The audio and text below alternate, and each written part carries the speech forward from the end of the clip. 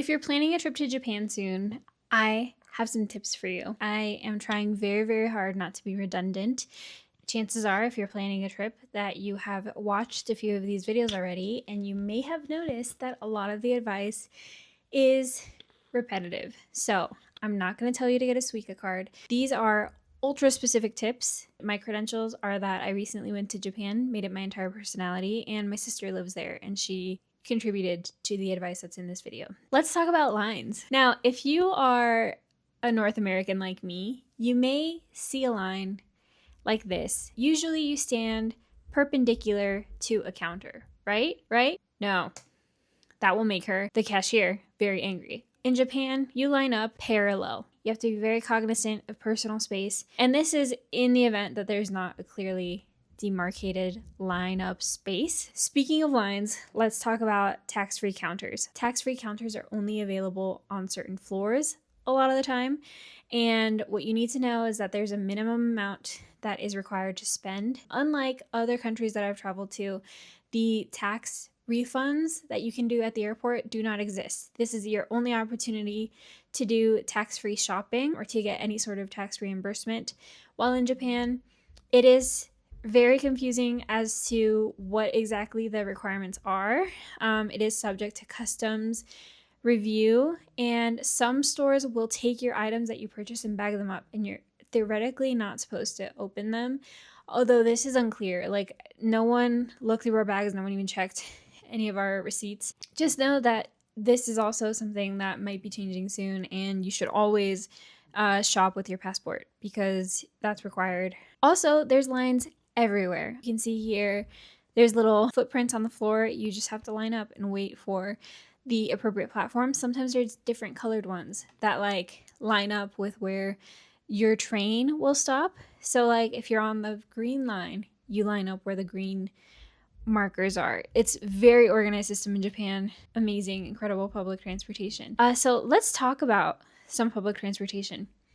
I've traveled a lot, and the only thing about public transport that really stuck out to me in Japan is that the train station exit that you take really matters. Usually, like, you can take whatever exit, you'll just be across the street, it's no big deal. But in Tokyo, for instance, it can really set you back several blocks if you don't take the right exit. In Japan, they drive on the left, and you're probably thinking, I'm not going to drive, it doesn't matter. It does matter, okay? Because where you drive dictates the way that you walk, which people will be walking on the left, so you have to be on the left-hand side, don't be in people's way. There's a lot of people there, so you have to be mindful of personal space. And all you need to navigate, to get around, is Google Maps. It will tell you down to what platform you need to be standing on. Super easy to get around. We never got lost, not even once. Toilets, let's talk about them. So you see this character here on the top. He has like an eye, a nose, an eye. That's a little guy, you know? He's just a little guy. That means small, okay?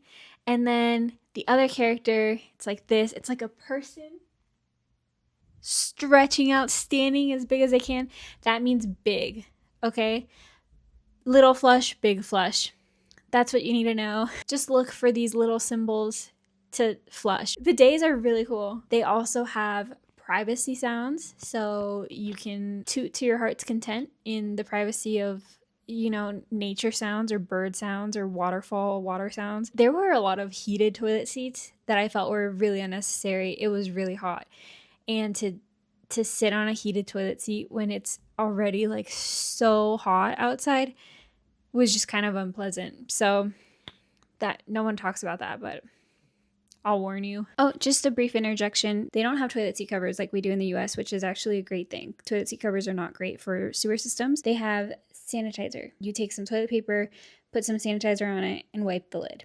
It's so simple. I don't know why other countries don't do this. You need to learn at least a few words. So this is a bare minimum, okay?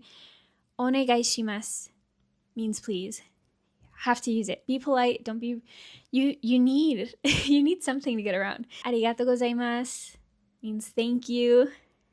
Just very, very basic. That's all you need, okay? And then this one, very useful.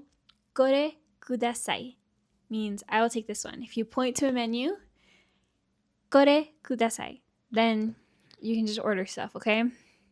This is a big one, all right? When you are going out, bring a bag with you. Bring room in your backpack. Bring something so that you can keep the trash that you accumulate with you throughout the day. I do not know how they manage to keep their streets as pristine as they do when they have no public trash cans. There's no place to throw your trash away. In the US, we really don't recycle at all. It's really disappointing, honestly, for our country, but they're very intense about recycling. They not only do they recycle like plastic, paper, but like solids, liquids. Usually you have to like spend a few, minutes at like whatever station you're at sorting through every piece of your trash to make sure that you're putting it in the right place. That's it. That's all I have to tell you.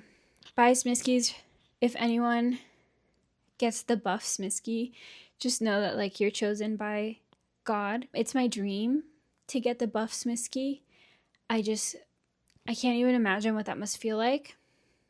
I just want to know that he's out there somewhere. If you have ever seen him or like someone who has him, let me know, because I want to know that he's real.